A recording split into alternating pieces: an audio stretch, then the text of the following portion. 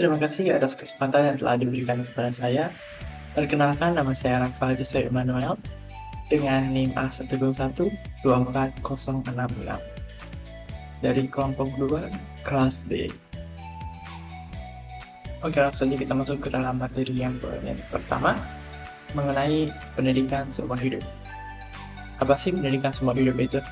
Seumur hidup adalah proses pembelajaran yang berlangsung sepanjang hidup seseorang dan tidak terbatas pada usia tertentu saja. Dan juga pendidikan seumur hidup ini berlangsung di berbagai lingkungan, untuk lingkungan formal, non-formal, maupun juga informal.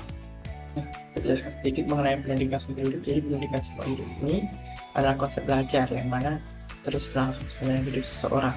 Dia terus belajar sepanjang hidup. Hal ini memungkinkan seseorang untuk belajar dan juga berkembang tanpa terikat usia ataupun lokasi tertentu di mana dia belajar atau menerima pendidikan. Nah, belajar itu juga tidak harus berhenti setelah sekolah formal selesai. Kita bisa terus belajar melalui kursus, pelatihan, ataupun pengalaman kita sehari-hari. Baik di lingkungan formal seperti contohnya sekolah dan universitas, maupun non formal seperti kursus atau seminar, dan juga informal, pengalaman sehari-hari kita, di mana kita berinteraksi dengan seorang juga beberapa orang.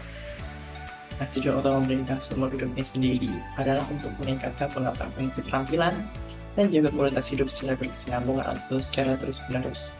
Dan juga pola pikir dipengaruhi selama pendidikan seumur hidup ini berlangsung. Bagaimana pola pikir seseorang berubah dari waktu ke waktu karena dia terus belajar serta bisa mendapatkan pengalaman untuk meningkatkan pola pikirnya tersebut. Yang selanjutnya adalah contoh pendidikan seumur hidup ini. Jelaskan sedikit contohnya, yaitu orang dewasa atau kita sebagai remaja untuk belajar keterampilan baru. Nah, contohnya kita bisa belajar seperti belajar memasak, belajar bahasa asing, atau keterampilan dalam menggunakan komputer seperti contohnya menggunakan Microsoft, terus Excel, dan juga PowerPoint. Kita bisa asal keterampilan tersebut atau kita bisa pelajari baik itu secara otodidak maupun ikut kursus cerita online juga seminar. Baik itu untuk pekerjaan, terus juga kebutuhan kita sebagai remaja, atau hobi, bisa juga sebagai hobi kita. Nah, kita hobi yang tersebut, jadi kita atau belajar plan tersebut. Terus ada pelatihan profesional. Nah, program pengembangan di pelatihan profesional ini bertujuan untuk meningkatkan kompetensi dalam pekerjaan. Misalnya program pelatihan guru nih untuk mempersiapkan calon guru menghadapi permasalahan atau tantangan dalam menjadi seorang guru. Bagaimana cara ia kelola kelasnya, bagaimana cara ia berinteraksi dengan muridnya, bagaimana cara mengajar di kelas. Jadi untuk memperdalam atau meningkatkan kompetensi dalam pekerjaan menjadi orang atau menjadi profesi yang dijalani. Terus ada kursus online dan juga seminar. Nah, ini tadi yang sudah saya share sebelumnya, kita bisa mengikuti kursus online ataupun seminar untuk memperluas wawasan atau belajar hal-hal baru yang mana kita ingin pelajari. Terus, mengapa sih pendidikan seumur hidup itu penting? Nah, pendidikan seumur hidup itu penting karena membantu individu atau kita untuk terus beradaptasi dengan perubahan dunia ini atau perkembangan zaman lah. Dengan semakin cepatnya perkembangan teknologi dan juga informasi yang terjadi, kebutuhan untuk belajar dan juga berkembang tidak hanya berhenti di masa sekolah saja. Pendidikan seumur hidup juga meningkatkan kualitas hidup, keterampilan kerja, serta memungkinkan individu untuk berkontribusi lebih dalam masyarakat. Oke, kita masuk ke dalam manfaat utama dari pendidikan seumur hidup itu sendiri. Nah, yang pertama adalah pengembangan diri untuk membantu meningkatkan kualitas pribadi dan juga profesional. Membantu individu atau diri kita sendiri untuk mengembangkan diri kita, baik dari segi pribadi maupun juga profesional. Bagaimana kita terus mengubah pola pikir kita, cara pandang kita terhadap sesuatu. mengembangkan diri kita. Kedua adalah adaptasi teknologi, yaitu memberikan adaptasi dengan perkembangan teknologi dan juga informasi, membuat kita lebih mudah beradaptasi dengan teknologi di zaman yang serba canggih sekarang ini yang sudah maju. Terus ada daya saing di dunia kerja, yaitu membuat individu lebih kompetitif dalam dunia kerja, meningkatkan daya saing dalam dunia kerja yang selalu berkembang setiap saat. Terus yang terakhir adalah kesehatan mental dan juga fisik kita, untuk membantu menjaga kesehatan mental dan fisik melalui aktivitas yang bermanfaat. Contohnya aktivitas belajar dapat mendukung kesehatan mental dan fisik seseorang. Oke teman-teman, setelah kita mengetahui apa sih pendidikan seumur hidup itu, juga contoh dari pendidikan seumur hidup itu apa, mengapa pendidikan seumur hidup itu penting, dan juga tadi kita sudah lihat manfaat pendidikan seumur hidup itu apa saja. Sekiranya itulah pengembangan materi dari saya mengenai pendidikan seumur hidup. Terima kasih atas perhatian teman-teman sekalian. Dan juga selanjutnya materinya akan dibawakan oleh teman saya. Saya Rafael, pamit undur diri dan sampai jumpa. Perkenalkan, nama saya Sharon Esther Stefani Tandean dengan NIM A121240057. Sekarang saya akan menjelaskan tentang jenis pendidikan. Yang pertama yaitu ada pendidikan formal. Pengertiannya, pendidikan yang diselenggarakan di lembaga resmi seperti sekolah, perguruan tinggi, dan universitas yang memiliki struktur kurikulum serta jenjang yang teratur. Contoh-contohnya itu ada sekolah dasar, sekolah menengah, dan juga perguruan tinggi. Keuntungan dari pendidikan formal itu tersedia kurikulum yang terstruktur dan jenjang yang jelas, sertifikasi diakui secara luas. Dan untuk kekurangannya cenderung mahal dan kurang fleksibel untuk kebutuhan khusus individu. Oke, baiklah, terima kasih atas kesempatan yang telah diberikan kepada saya. Sebelum saya melanjutkan materi, saya ingin memperkenalkan diri terlebih dahulu. Perkenalkan, nama saya Nurfarina Launa dengan NIM A121244041. Seperti kalian ketahui, pendidikan formal dan pendidikan informal itu sudah dijelaskan sama pemateri sebelumnya. Jadi di sini saya akan membahas tentang pendidikan non formal. Apa sih pendidikan non formal itu? Jadi pendidikan non formal itu pendidikan yang diselenggarakan secara terstruktur dan berjenjang. Contohnya apa saja sih? Seperti lembaga kursus, lembaga pelatihan, kelompok belajar, pusat kegiatan masyarakat, dan majelis taklim. Nah, pendidikan non formal meliputi pendidikan kecakupan hidup, pendidikan anak usia dini, pendidikan kepemudaan, pendidikan pemberdayaan perempuan, pendidikan keaksaraan, pendidikan keterampilan, dan pelatihan kerja. Pendidikan ini diselenggarakan bagi masyarakat yang memerlukan layanan pendidikan yang berfungsi sebagai pengganti, penambah, dan atau pelengkap pendidikan formal. Tujuannya adalah untuk mengembangkan potensi peserta didik dengan penekanan pada penguasaan pengetahuan dan keterampilan fungsional serta pengembangan sikap dan kepribadian profesional. Hasil dari pendidikan yang formal dapat dihargai setara dengan hasil program pendidikan formal setelah melalui proses penilaian penyelenggaraan oleh lembaga yang ditunjuk oleh pemerintah dengan mengacu pada standar nasional pendidikan.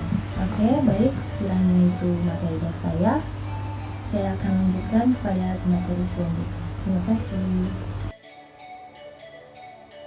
Perkenalkan, nama saya Arif Hidayat, NIM A121240037. Di sini saya akan menjelaskan tentang pendidikan informal.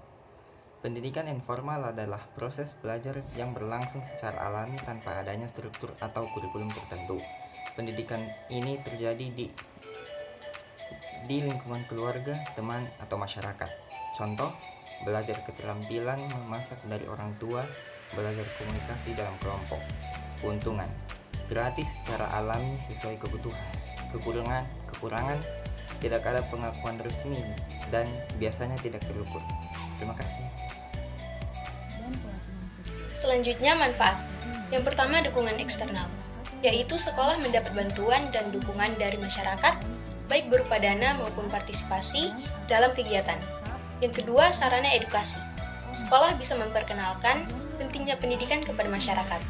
Yang ketiga, pembinaan generasi muda, melibatkan masyarakat dalam pendidikan moral dan karakter anak-anak. Dan yang keempat, tingkat partisipasi, meningkatkan motivasi dan partisipasi anak-anak dalam belajar. Contoh dari hubungan antara sekolah dan masyarakat pada pendidikan jenjang SD, yang pertama, sekolah mengadakan kegiatan bakti sosial bersama masyarakat. Seperti yang kita tahu, tujuannya untuk mempererat hubungan. Contoh yang kedua, komite sekolah yang beranggotakan orang tua dan perwakilan masyarakat, yaitu seperti partisipasi orang tua dalam mendukung proses belajar anak melalui komunikasi dengan guru dan kehadiran dalam kegiatan sekolah. Sedangkan masyarakat, sekolah dapat memberikan edukasi pentingnya pendidikan, terutama di daerah kurang maju. Ataupun, masyarakat dapat mendukung sekolah melalui bantuan, sementara fasilitas sekolah bisa dimanfaatkan masyarakat bersama. Dan contoh yang ketiga yaitu program kerjasama antara sekolah dan perusahaan lokal untuk kunjungan kerja. Itu saja dari saya, sekian, terima kasih. Assalamualaikum warahmatullahi wabarakatuh. Perkenalkan, nama saya Muhammad Fisal dengan NIM A121244045. Saya dari kelas B. Baik, saya akan melanjutkan materi yang dijelaskan oleh teman saya sebelumnya. Tidak perlu berpanjang lebar karena teman saya sudah menjelaskan sebelumnya. Kurang lebih sama seperti itu, tapi saya akan menjelaskan dalam bidang SMP. Lebih spesifik ke bidang SMP. Hubungan sekolah dan masyarakat yaitu adalah hubungan timbal balik antara sekolah dengan masyarakat. Dan tujuannya adalah untuk mempererat hubungan. Yang kedua adalah untuk meningkatkan kolaborasi antara masyarakat dengan sekolah, atau meningkatkan kolaborasi siswa ini kepada masyarakat. Yang ketiga adalah pemahaman. Meningkatkan pemahaman masyarakat tentang pentingnya pendidikan dan meningkatkan pemahaman siswa tentang pentingnya bersosialisasi dan berkarakter baik.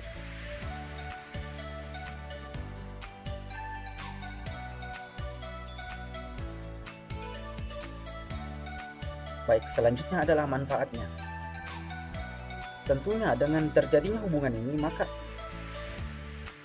akan ada dukungan eksternal, baik itu berupa dana ataupun partisipasi, baik dana dari sekolah ke masyarakat maupun dana dari masyarakat ke pihak sekolah. Yang kedua ialah sarana pendidikan atau sarana edukasi. Dengan ini sekolah bisa mengajarkan kepada masyarakat pentingnya pendidikan dan mengajarkan kepada siswa-siswanya bagaimana itu bersosialisasi. Yang ketiga ialah pembangunan generasi muda. Tentunya dengan terjadinya hubungan ini, maka dengan adanya masyarakat dalam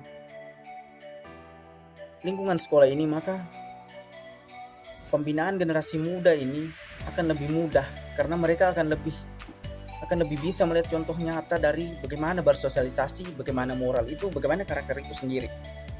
Yang keempat adalah tingkat partisipasi. Saya pikir ini tidak perlu saya jelaskan lagi karena sudah pasti tingkat partisipasi akan meningkat. Bagaimana tidak? Ketika terjadi hubungan ini tentunya akan ada interaksi antara sekolah dan masyarakat. Dan saya pikir hubungan sekolah dan masyarakat ini sangat bagus, apalagi pada khususnya sekolah SMP, sekolah menengah pertama, yang mana pada umur anak SMP ini mereka harus lebih aktif agar otak mereka lebih berkembang dan aktif, lebih kreatif, sehingga pada saat nanti mereka melanjutkan ke perguruan yang lebih tinggi, mereka akan tahu bagaimana itu bersosialisasi. Dan untuk contohnya saya pikir adalah kerja bakti,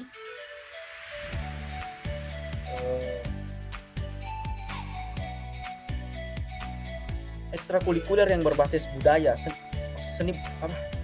budaya pada budaya lokal, dan juga program kerjasama antara sekolah dengan perusahaan lokal atau pihak desa